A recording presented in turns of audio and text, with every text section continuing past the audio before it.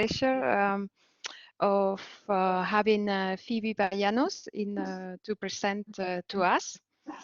So Phebe did his PhD in Imperial College, and then he moved to MIT. So there he was at the MIT Sloan School of Management as a lecturer, and also as a postdoc in the Operations Research Group at the MIT.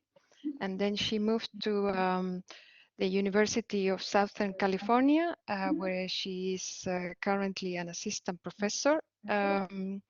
She is the associate director of the Center for Artificial Intelligence in Society. So you can already see, what we are going to get today in our presentation. So Phebe, it's an elected member of the Committee on Stochastic Programming at Informs, and then she's also the recipient of the Diversity, Equity, and Inclusion Ambassador Program Award. So it's a great pleasure for us to have Phebe today showing us an important part and timely research agenda on basically the role of artificial intelligence for society. Thank you so much for accepting the invitation, and the floor is yours. And let me say that if any of you has a very urgent question, just put it on the chat and I will let Phebe know. Otherwise, we take questions at the end. All right. Thank you very much, Dolores. Can everyone see my screen fully? Yes, we can see it. Perfect. Yeah, so thanks so much for the invitation, and Dolores. Thanks to all the organizers as well for putting this wonderful series together. And I'm really honored to be one of the presenters today. So what I'm going to tell you about is two projects basically today that are concerned with integer optimization for predictive and prescriptive analytics. And the motivation here underlying this work is the desire to apply these analytics techniques in high stakes domains. So a bit of background about me. So like Dolores said, I'm an associate of CASE, and so a lot of the projects that I work on are use-inspired. So CASE is an interdisciplinary research center between schools of engineering and social work at USC, and so a lot of the problems I look to address, even if some of them are somewhat methodological, motivated by important problems that I'm looking to address in collaboration with my research collaborators in the School of Social Work at USC. So in my work, I take an end-to-end research approach where basically all of the problems I'm motivated by start discussion with community partners and policymakers. So basically, they kind of provide me the problem they're interested in solving. Usually there's no off-the-shelf approach for solving this problem as is because of the intricacies of the data that we have to work with or whatnot. And so new methods in operations research or AI are needed to help tackle them. Ultimately, my goal, even if it is to develop also some methodological tools, it's actually to go and deploy these tools to make a positive impact in society. And so I'm actually trying to close this loop through my work. So today I'm going to focus on two projects, and the key motivation for both of these relate to the fact that we're all, I think, increasingly using machine learning in high stakes domains. So we take these machine learning tools and we deploy them in settings that impact people and then society as a whole. So for example, you have probably heard how Amazon was using for a while tools to assist with hiring. In my work, I'm looking at the problem of trying to identify who is the most vulnerable among people experiencing homelessness to be able to prioritize them for housing. I'm also looking at trying to prioritize patients for treatment when we have very scarce resources, for example, in the context of the pandemic. And you have probably heard of the problem of trying to assign personalized treatments to individuals. So in all these contexts, right, we're going to take machine learning approaches and use them to support decision making. Even if it's a predictive task, ultimately, usually the end goal is some form of decision making. So we need to be very thoughtful about how we use these techniques. And in particular, when we're working in these high stakes domains, I think there's a need for 3 key components. The first one is the ability to incorporate fairness in either our predictions or our decisions. And we'd like to have a framework that can capture arbitrary notions of fairness. Why is that? Because in different settings call for different kinds of fairness constraints. And so ideally, we'd like to have the flexibility to try and also deploy machine learning tools that can capture these fairness constraints that are domain specific. The second key feature that we'd like to have is interpretability. So I'm a big proponent of interpretable machine learning, as opposed to, say, having a very complicated black box model that we then work to explain. And finally, something that is, of course, very key as we work in this high stakes domain is to have, optimality. I know I'm preaching to the choir here, probably, but so when we're missing when we're leaving some accuracy on the table in the context of our machine learning tools, this really can have impact. This may correspond, for example, to lives that we could have saved and we didn't, and so on. And similarly, if we're talking in the context of a decision-making framework, our decisions may be suboptimal if we're not a little bit thoughtful and use existing heuristic techniques. So what I'd like to propose in this talk is approaches that can be fair, interpretable, and optimal. So the key, and again, I know you've had many talks with this flavor in this series, the key in my view is to use integer optimization to help have these desiderata. First of all, of course, the problems we're going to have to address, for example, to design interpretable machine learning models are going to be naturally NP hard, and so they will have actually natural mixed integer optimization formulations. Integer optimization, of course, also provides us with huge modeling power, and so we'll be able to incorporate fairness, interpretability constraints, and whatnot easily within our framework. Of course, one key benefit is that with integer optimization, we have very powerful off-the-shelf solvers. However, also we can leverage polyhedral theory to speed up computation even further. So today I'd like to tell you about these 2 specific papers. One is concerned with the design of optimal classification trees, and the other with the design of optimal prescriptive trees from observational data. So in one setting, we're just looking to make predictions, and in the other setting, we're looking to actually make decisions. And the first work is led by my PhD student, Sinagai. So a brief reminder, what's a classification tree? So in a classification tree, we're trying to design a binary tree. At each node of the tree, at each internal node of the tree, we decide on a test to perform. Depending on the answer to the test, each data point will either be routing right or left. So in the end, each data point will end up at a specific leaf of the tree.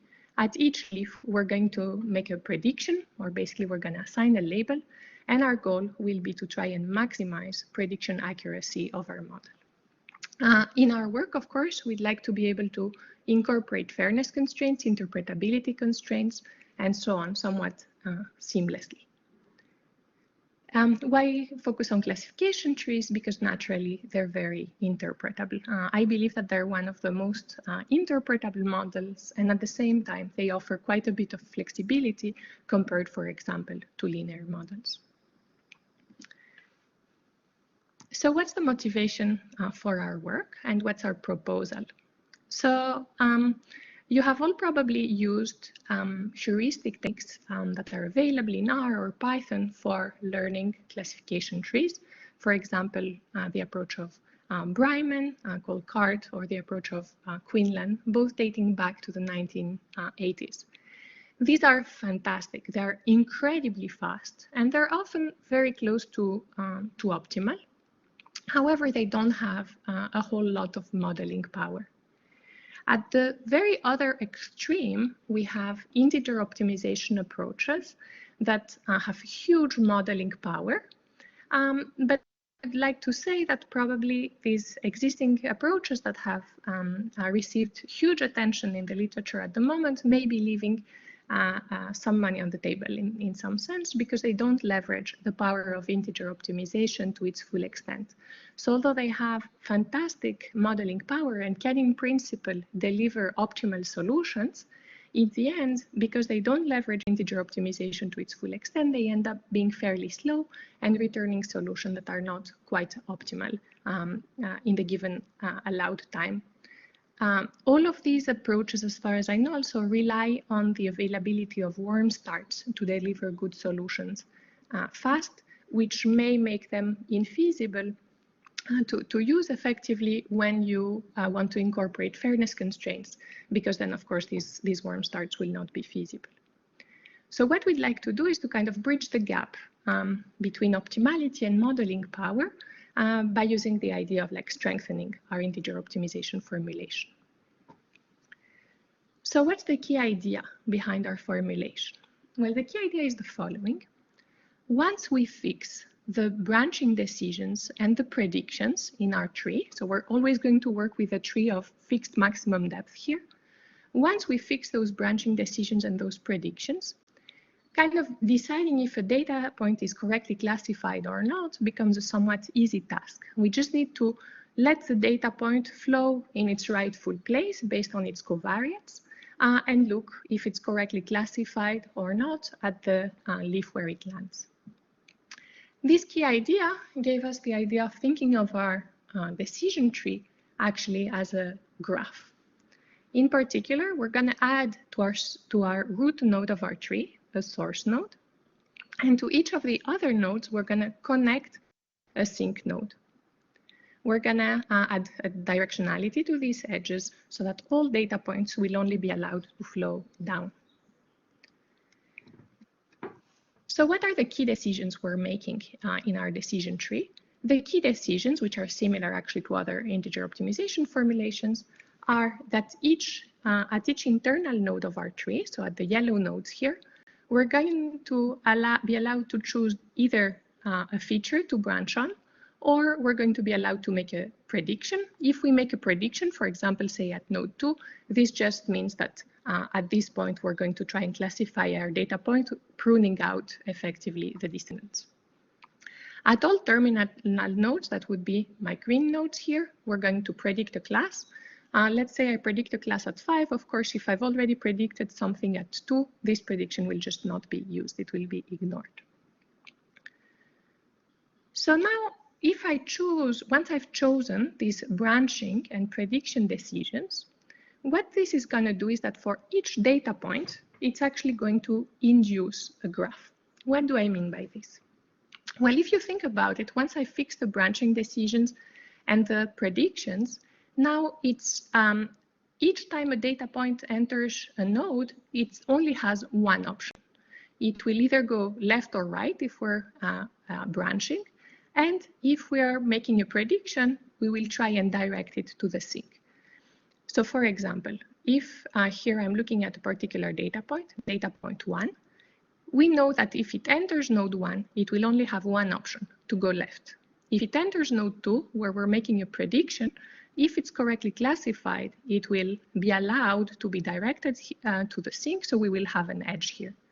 On the other hand, let's say our data point reached node 6. At node 6, it would not be correctly classified, so it would not be allowed to go to the sink. We don't have an edge here. So basically, the graph associated with any given data point consists of all those edges that our data point would be allowed to traverse. If we look at data point 1, we're able to construct a path from source to sink, and therefore this data point is correctified. If we look at data point 2, given the current branching decisions, data point 2 would arrive at node 6. At node 6, we're making a prediction. Unfortunately, it's misclassified, so it's not allowed to get to the sink node. So basically, checking for correct classification is equivalent to checking if we can have a flow of 1 through this graph, through the graph associated with each data point, I should say. So given this terminology, let me now give you a kind of bird's eye view of our integer optimization formulation. So I don't want to go through the details here.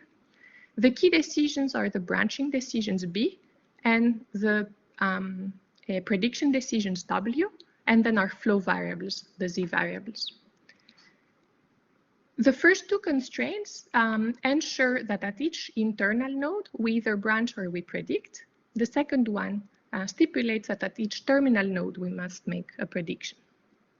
These constraints are our flow conservation constraints that ensure that if a data point enters a node, it must exit through one of its descendants.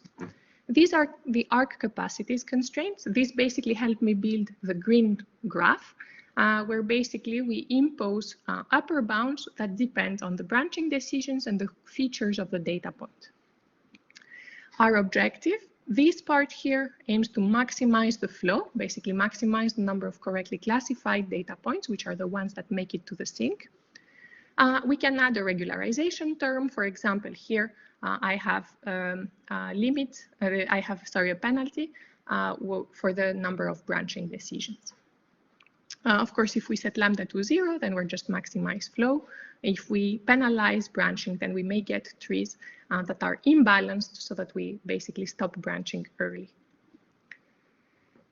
We have the following key result that shows that our formulation has a stronger linear programming relaxation than existing methods from the literature, which we call here OCT and BNOCT. Through our numericals, we show that just through this strengthening of the relaxation, we can speed up computation by 7 times. That said, a 7-fold speed up is not sufficient for many of the applications we're interested in, because in practice we have to deal with fairly large data sets, and so we would like an approach that is even faster. So what we do is that, yeah. I just have a quick question in the chat, whether you could explain again the first constraint. Oh, the first constraint, this one? That's what it says in the chat, constraint 1. Yeah, the first constraint says that at each internal node n of the tree, we must either branch on a feature or we must make a prediction. I'm happy to go in more detail to the formulation at the end, if that's okay. Thank you so much. Thanks, Dolores. All right, so our idea is to devise a Bender's decomposition approach based on the observation that once we fix the tree structure, the problem decomposes by data point. Basically, we will have one max flow problem for each data point. So how does this decomposition go? We start with the main problem in which we select the features to split on and our predictions. Once we have fixed these variables, we have one subproblem. We feed them into a subproblem, one for each data point. Each subproblem is a max flow problem, which helps us check if a data point is correctly classified or return a violated constraint.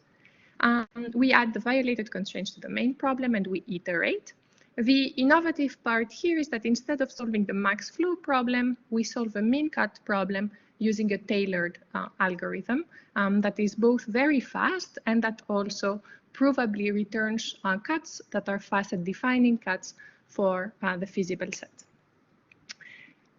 So let me now show you some results that basically these nice theoretical properties of our proposed method translate to significant speed ups on several data sets. So here we took all of the data sets from the UCI repository that apply to which our approach applies, so classification data sets. We consider our Bender's OCT approach. So this is our proposed approach with the Bender's decomposition. Flow OCT, which is our proposed approach without the decomposition. And then two approaches from the literature, OCT and BNOCT, which are, I believe, the state of the art. On the x-axis, we show time. On the y-axis, we show the number of instances solved.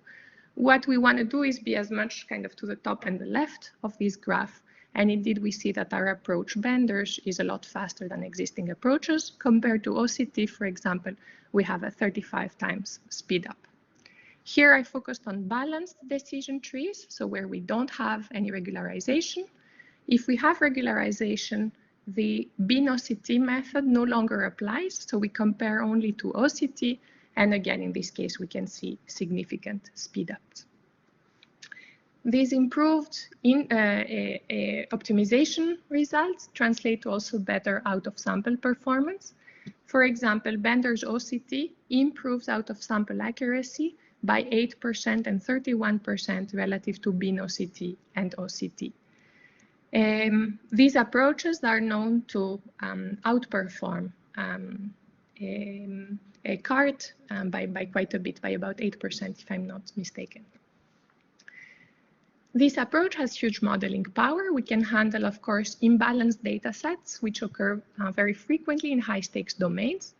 For example, we can replace our objective function with a balanced accuracy across classes, or with a worst-case accuracy. We can add a constraint on recall or precision. It can also handle fairness constraints, such as the statistical parity constraint of Vorkanal, conditional statistical parity of Corbett-Davis and al., equalized odds and equal opportunity of Hart and al., and predictive equality of Schuldechova. These are just some examples.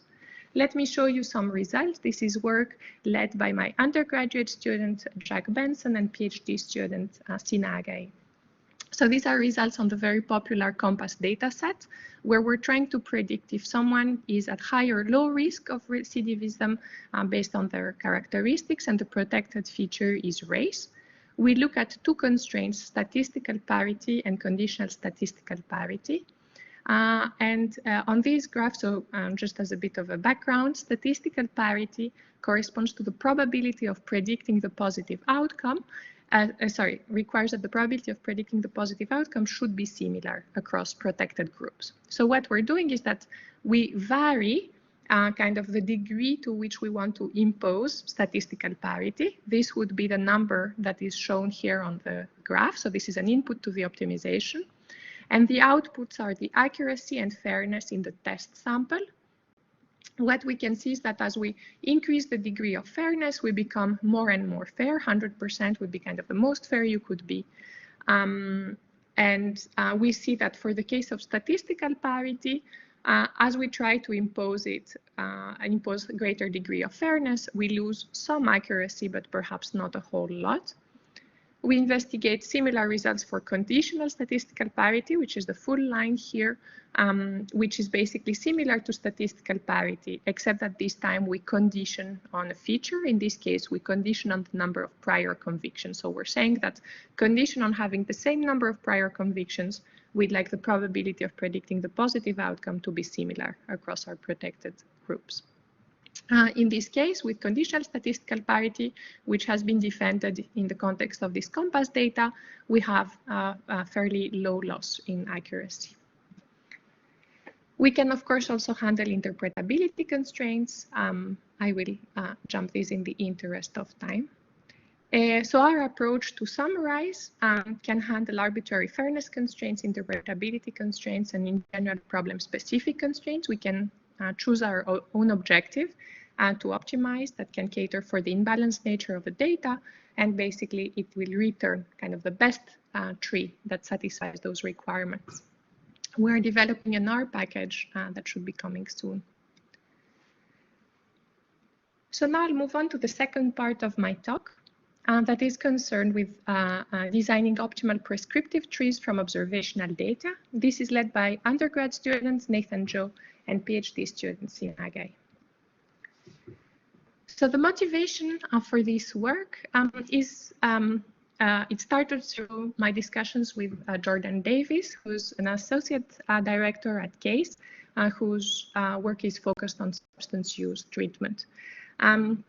And so what we'd like in substance use treatment, and in general, when we're trying to assign treatments or interventions to vulnerable individuals, is to have personalized decision support. So we'd like to use all the data that we have at our disposal to be able to assign interventions in a way that is personalized, that kind of would have the best outcome for each individual. However, we'd like, of course, these interventions to be interpretable. And so we're going to focus here on learning what are called prescriptive trees. So in prescriptive trees, they're very similar to classification trees. So they look like binary trees. We again select tests to perform at internal nodes, but this time at the leaf nodes, instead of making predictions, we're going to be assigning treatments. Is there a question? I think Ipw, yeah. Do you have a question?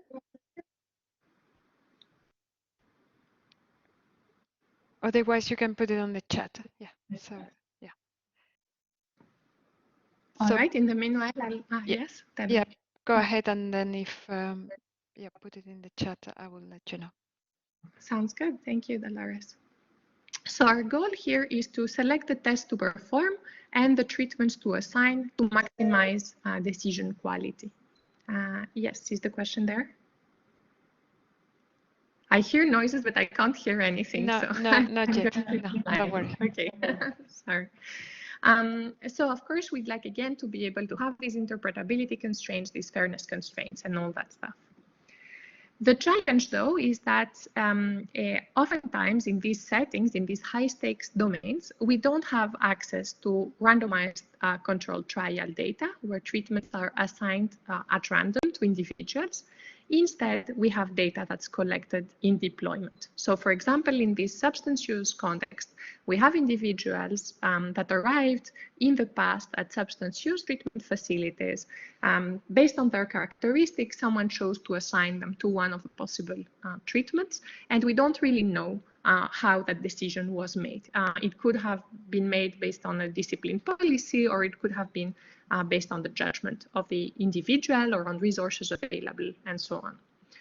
So the challenge, therefore, is that we have what is called observational data. We can only observe the outcome under the treatments that is received and not under the counterfactual treatment of kind of what would have happened to that individual had they gotten a different intervention. So let me introduce a little bit of notation for our observational data. So for each individual, they can be characterized by their covariates and by their potential outcomes, which I denote by Y parenthesis K or sometimes Y superscript K. Apologies about that. And what this is, it would be the outcome if they receive treatment K. Unfortunately, in our data, we cannot see the potential outcomes for each individual.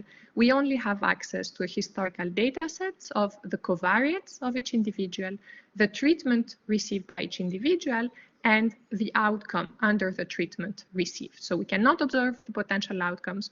We can only observe what are called the observable outcome, which is precisely the potential outcome under the treatment actually received. One key assumption that I'm going to make in trying to design these prescriptive trees is an assumption that is very commonly made in causal inference, which says the following, that for each treatment, the potential outcome is independent of the treatment assigned given X. So basically, given X, I have all the information needed to understand how the treatment was assigned. So it will be randomly assigned given X. On the other hand, my covariate X are useful to predict the chance of getting any given treatment. This assumption is very hard to check, and so it will be left, it has to be left, unfortunately, to the researchers, and in particular to those domains experts, to evaluate whether it is a valid assumption or not. But it is very common in causal inference and needed to make any kind of causal statements. We're also going to assume that every treatment is possible for almost every covariate. This assumption is not a strong assumption. It can be relaxed if we don't allow some treatments to be assigned to some individuals, but this is somehow a detail. So now I'd like to give a little bit of background for those that may not be familiar with causal inference. And in particular, I'd like to tell you a little bit about inverse propensity weighting, tell you a little bit why it's useful, This will help me kind of explain our method a little bit better. So let me explain to you this diagram. So this diagram just shows a data set in somewhat of a compact form. So it says we have 20 individuals to begin with. There's only one covariate in my data set, X1. Half of the people have a covariate 1, which corresponds to them being ill, and half of them have a covariate X1 equals 0, which corresponds to them being healthy. Now we know that in our data, conditional on your covariate, you have a different chance of getting the treatment. This is what is called our logging policy, which is basically the probability that you will get a treatment given your covariates. For example, if you're ill, you have a high chance of getting a treatment of 90%. And if you get the treatment and you're ill, you have a probability 1 of surviving. On the other hand, if you're ill and you do not get the treatment, that one data point that we saw in the data basically that got that died. If we look at healthy individuals, they had a higher chance of not getting the treatment, 80%. So we have 8 individuals here. So we have 10 healthy individuals, 8 of them did not get the treatment. And out of those, 6 survived and 2 died. On the other hand, if healthy individuals do get the treatment, this kind of harms them, and they have a 50-50 chance of surviving. So why do I care about this? Because now under my assumption of conditional exchangeability, this is the assumption I showed you earlier. What does this assumption say? It says that once I focus on a value of the covariates, let's say x1 equals 1, I can exchange units. For example, I can say that these people here who were ill and got treated, if I don't treat them, they will behave like those people who were ill and did not get treated, and so they will all die. So we can start making kind of counterfactual reasoning. For example, I can look now at different kinds of policies. I can say what would happen if everyone was treated. So the individuals now, they will go through the upper branch where they're treated, whether they are ill or here if they are healthy. So what happens then if everyone is treated? All the units that were here, we had one that had passed away, remember? Actually, now this one unit can be moved here, and now it will survive, and I will have 10 people who survive. Similarly, these 8 people that I have here, if I move them over there, now they will have a 50-50 chance of surviving, and I can evaluate the probability of survival under treatment 1. So if everyone gets assigned treatment 1, and it will be 3/4 because I have 15 people in green here out of a total of 20. We can also see what happens if everyone is untreated. Very similar reasoning. Now we can see that it's kind of worse because these people, 9 of which were treated, now they're not treated and all of them pass away. It's slightly better for the healthy part of the population because most of them now survive. However, overall, the probability that you survive under treatment 0 will be 3/8 across the population. Now, let me introduce you to this notion of inverse propensity weighting. So inverse propensity weighting enables us to build a population that's like a pseudo population that looks like a randomized trial. Effectively, we're gonna duplicate everyone, have everyone appear both as a treated unit and as an untreated unit. So instead of having 20 people, we now have 40, and we can basically look at the outcomes of this policy where treatment is assigned at random. Everyone has a chance of 0.5 of getting the treatment independently of their covariates. So why is this called inverse propensity weighting? Because the way to compute the outcomes is to take the original outcomes. Originally, I had, for example, 9 people here, and then multiply them by the inverse of the propensity weight, which is nothing more than the chance that these data points got the treatment they got in the data. So the probability, so originally we had 9 people. They had the probability that ill people got this branch was 0.9, so we multiply by 1/0.9. What this does really is that it takes the one person that was here and moves them to a treated unit. And similarly for all other cases, every time we divide by the propensity score. this probability of getting the treatment. With this approach, with inverse propensity weighting, we can now evaluate the performance of any new policy pi. For example, what would a very good policy look like here? What it would do is it would treat all the ill people and not treat all the healthy people. How do we compute the outcomes under this policy? We multiply by the probability of getting the treatment under our policy and divide by the probability of getting the treatment in the logging policy. And this is inverse propensity weighting used to evaluate the performance of a counterfactual policy pi under this unconfoundedness assumption, this conditional exchangeability assumption. So our goal here is to try and design a policy pi that will have the highest possible expected outcome under the policy, where a policy is nothing more than a mapping from the covariates to a choice of treatment that looks like a tree. Dudic provided us very nice ways for estimating the policy, the performance of such a counterfactual policy. He proposed the Ipw estimator, which is the estimator I just introduced kind of more intuitively. What this estimator does is it only sums over those data points that get the same treatment in the data that they get under our policy and averages their weighted outcome. So it weighs them by the propensity score. Something that us operations researchers may be more familiar with is this direct method. What does the direct method do?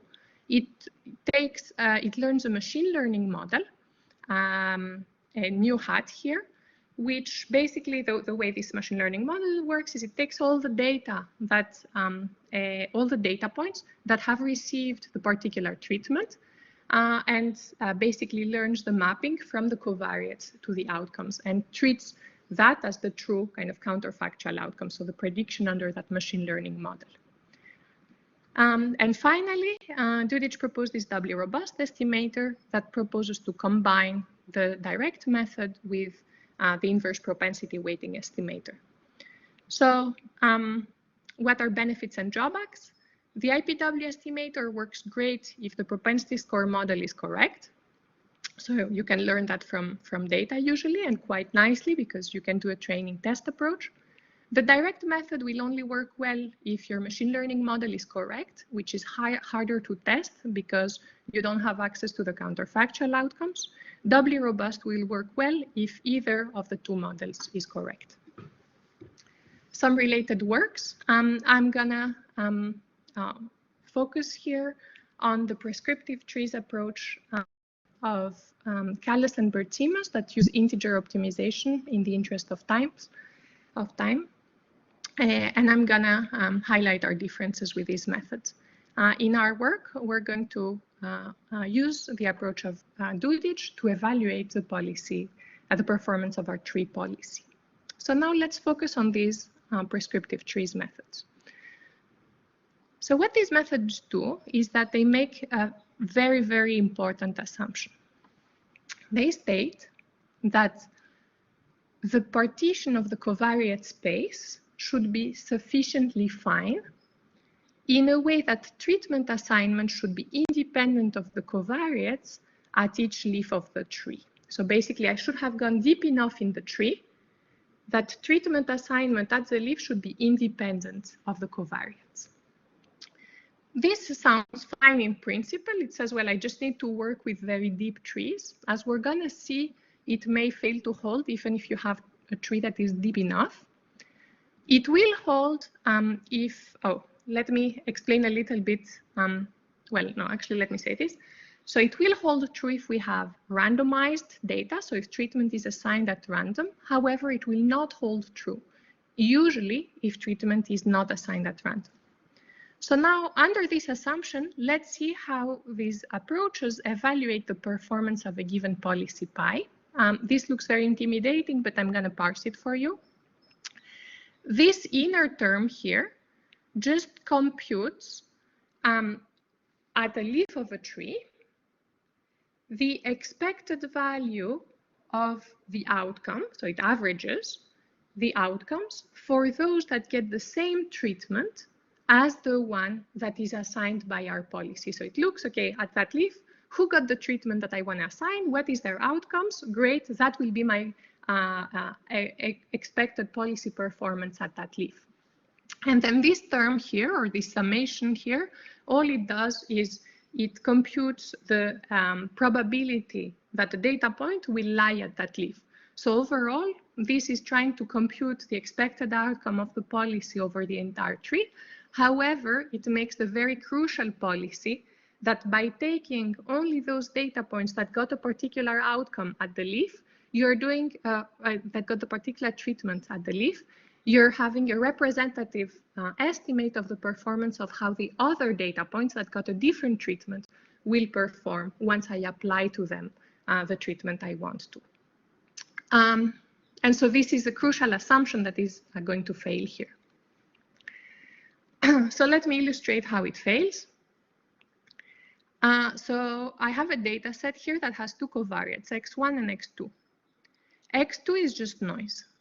x1 is a meaningful covariate that is 0 if I'm healthy and 1 if I'm sick.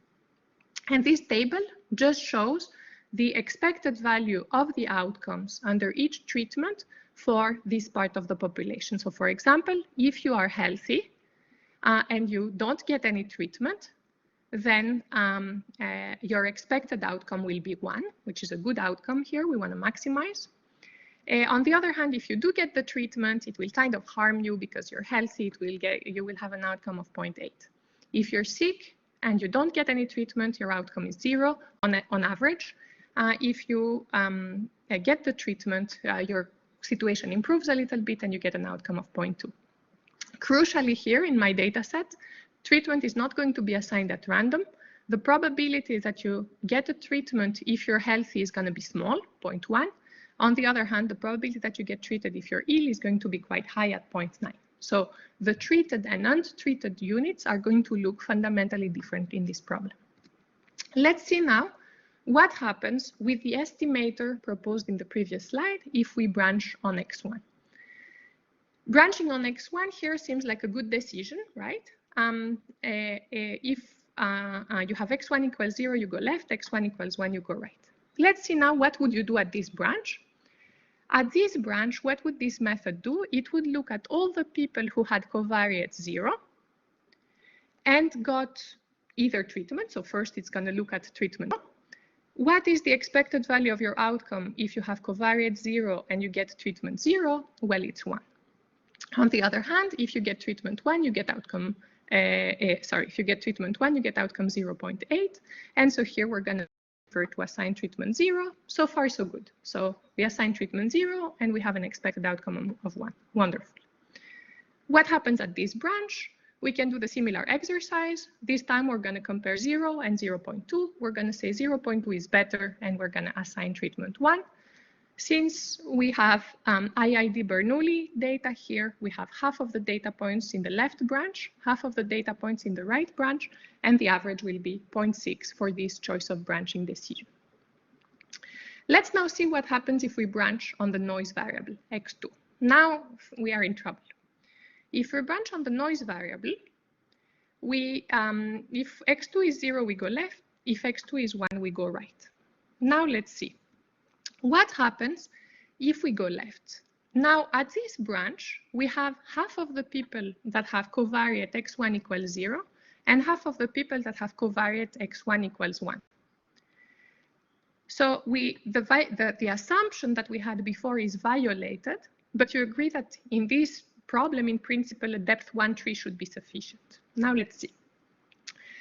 We can calculate under treatment 0 the expected value of the outcome for those with covariate 0 that got treatment 0 to use the estimator proposed in this method. So the correct answer we would expect is 0.5, right? The average of this number and this number. However, because here we're looking at the untreated units, most untreated units are going to be healthy, and so we're going to be overestimating the expected outcomes and give an estimate of 0.9 in case of 0.5 with this method. What happens if we assign treatment 1? Well, similarly, normally we would have expected, we should have calculated the average of 0.2 and 0.8 for an average of 0.5. But this time, what this approach does is it looks at all the people who got treatment 1 in the data. And those who got treatment 1, so they got the treatment, they are mostly healthy. And so this approach is going to underestimate their outcomes at 0.26. And so it's going to choose what? It's going to select to not treat here, and it's going to evaluate that the outcomes are 0.9. The other branch looks exactly the same, so we're going to make the same decisions. And this approach is going to say that the performance of this tree that branches on the noise variable is actually 0.9. So this approach is going to have to choose between the tree on the left, where we correctly estimate outcomes, and the tree on the right, where we incorrectly estimate outcomes and in fact overestimate them. And it's going to pick the tree on the right, although the tree on the right is actually worse. So what's our proposed approach to fix this? We're going to leverage our strong trees method that I mentioned earlier, and these techniques from causal inference, like inverse propensity weighting and doubly robust estimation. Our problem looks fundamentally the same. This time, though, instead of making a prediction at the leaves, we're going to assign a treatment. We have our usual flow conservation constraints, our arc capacities constraints, and this constraint that says that whenever we treat at a node, we must choose one of the treatments. Our objective function is this weighted classification effectively. Instead of maximizing the number of data points that can flow to the sink, we weight this. So effectively, we compute the total sum of the outcomes yi for those data points that are correctly classified, that have the same treatment in my data that they do in the tree. And we divide by the propensity score.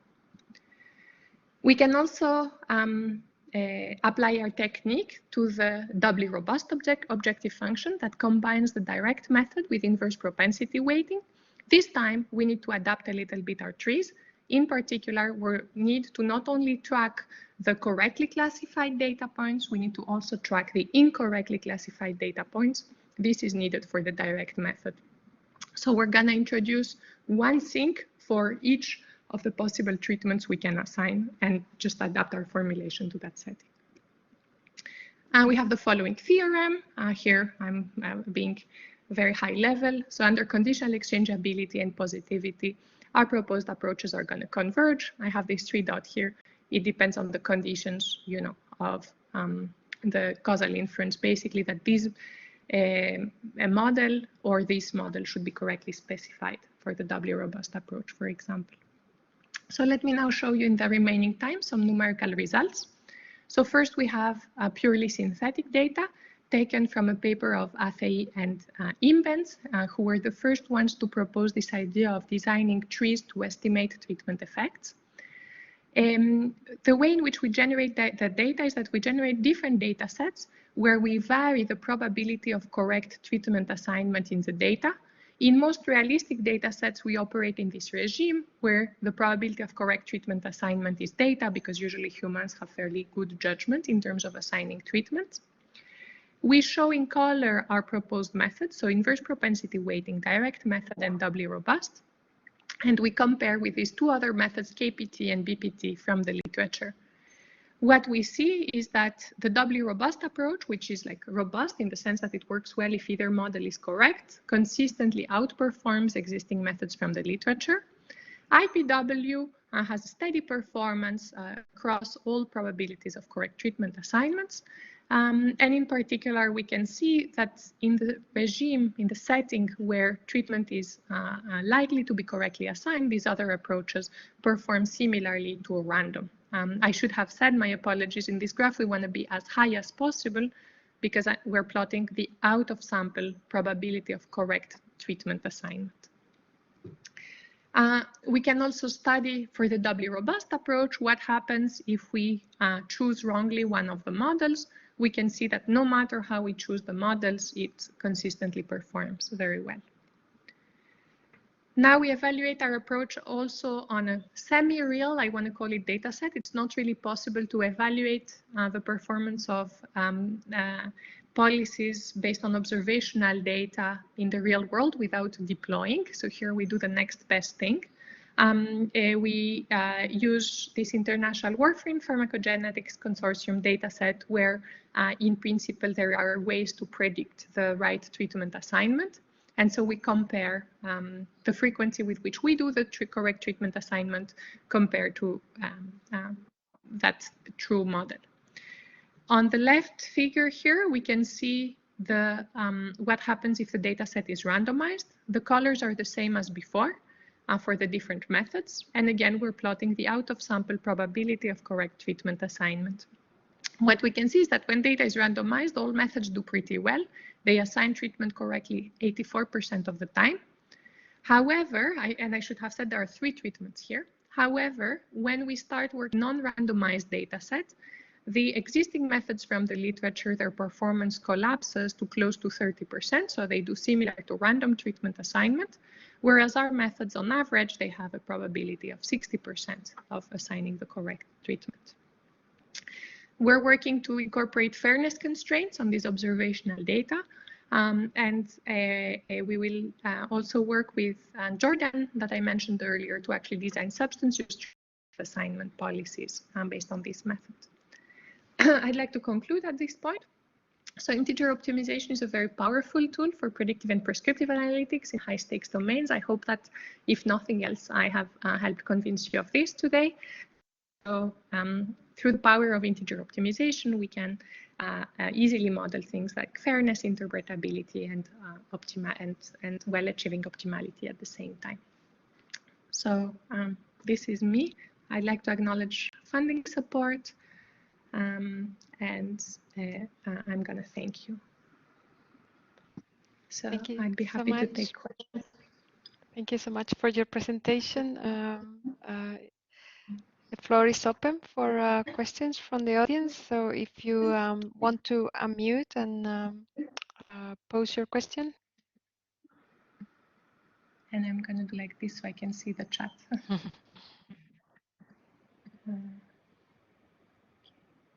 Constraint 1, okay. No questions, everything crystal clear?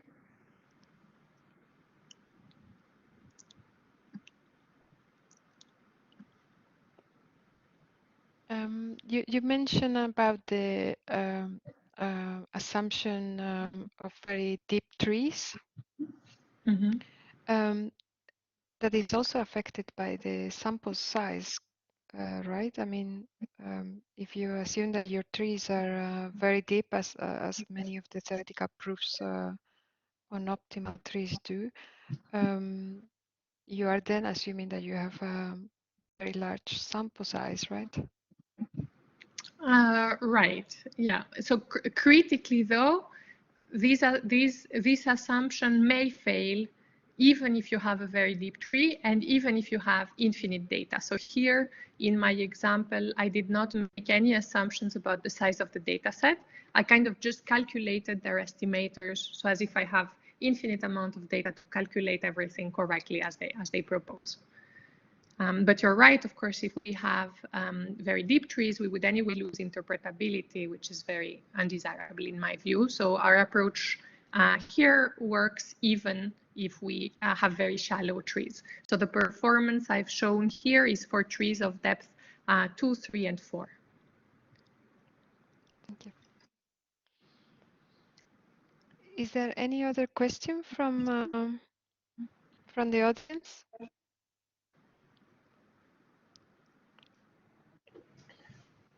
Hi, Phoebe. This is Jim. Great talk.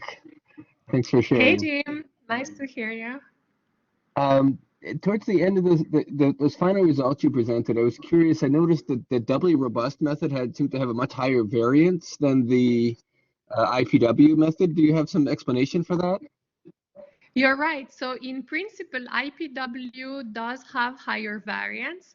I think here what happens is just that the direct method is just quite bad, and so it breaks the doubly robust. That's how we interpret it. But yeah, it's a good question. Normally, IPW has higher variance than the direct method or than doubly robust. So that's our only interpretation, that somehow this model, which was random forest, couldn't learn very well what's going on. I see. Thank you. Mm-hmm. Thank you. Is there any other question from the audience?